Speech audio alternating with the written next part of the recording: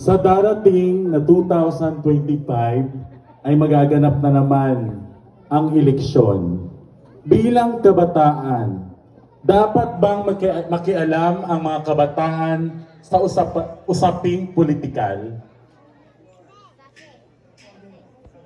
Okay, ulitin ko ano. Sa darating na 2025 ay magkakaroon ng eleksyon. Sa iyong palagay bilang isang kabataan, kayo ba ay ay dapat makialam sa mga usaping politikal?